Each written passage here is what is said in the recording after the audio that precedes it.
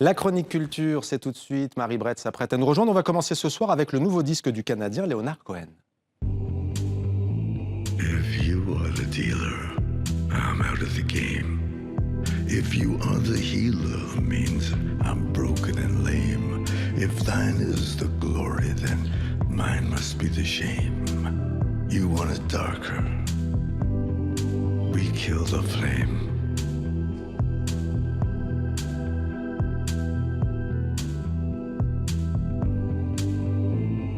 Magnified, sanctified be thy holy name. Vilified, crucified in the human frame. A million candles burning for the help that never came. You want it darker.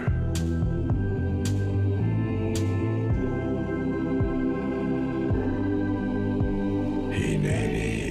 Bonsoir Marie, et on commence donc avec le retour de Leonard Cohen. Oui, vous avez entendu, bonsoir Mohamed, cette voix inimitable, ce timbre profond. Le Montréalais signe son 14e album, You Want It Dark, tu veux que ce soit plus sombre, et en effet c'est de plus en plus sombre, de plus en plus grave.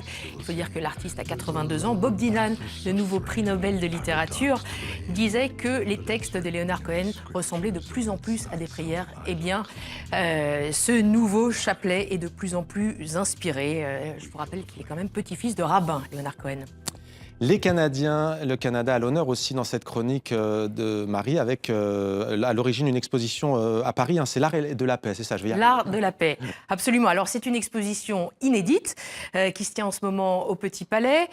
Pour la première fois, une quarantaine de traités ont été exhumés des archives diplomatiques pour être exposés au public. Et tout cela, c'est vrai, grâce à nos amis canadiens et grâce à un traité avec le Canada, le traité de Paris, signé en 1763, qui mit fin à la guerre de 7 ans entre la France et la Grande-Bretagne.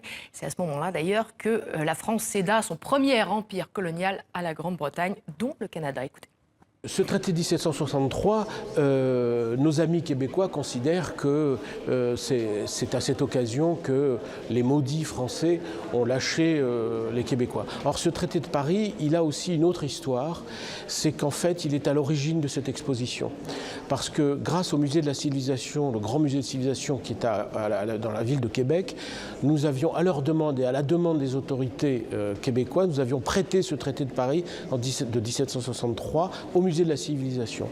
Et là, nous avons été vraiment surpris de voir le public venir voir ce traité et toute l'émotion que ça a suscité. Et dès lors, on s'est posé la question, mais si ces traités peuvent susciter autant de réflexions, de débats, d'émotions, pourquoi ne pas ouvrir les autres traités et c'est le propos de l'exposition L'Art de la Paix. Donc on doit remercier nos amis québécois, c'est à cause d'eux qu'il y a cette exposition.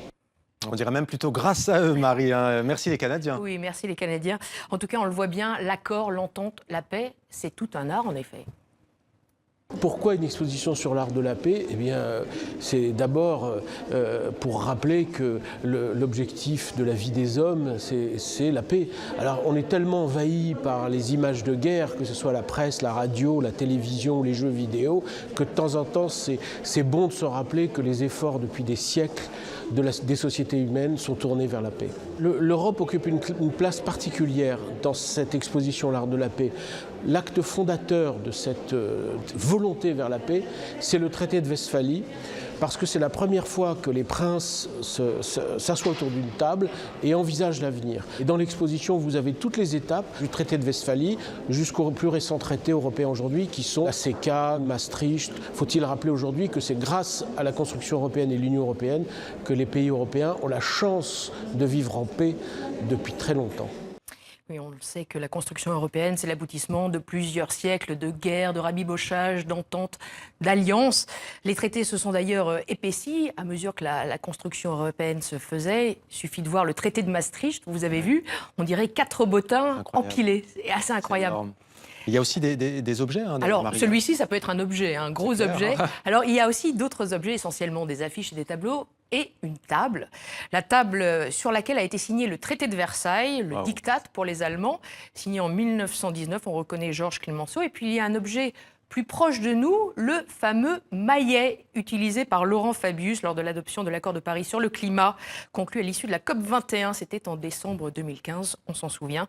Beaucoup d'éléments donc dans cette exposition, même des vidéos pour mieux comprendre ce qu'est la diplomatie et le métier de diplomate. Tout cela, c'est à voir donc au Petit Palais, l'Art de la Paix, jusqu'au 15 janvier 2017.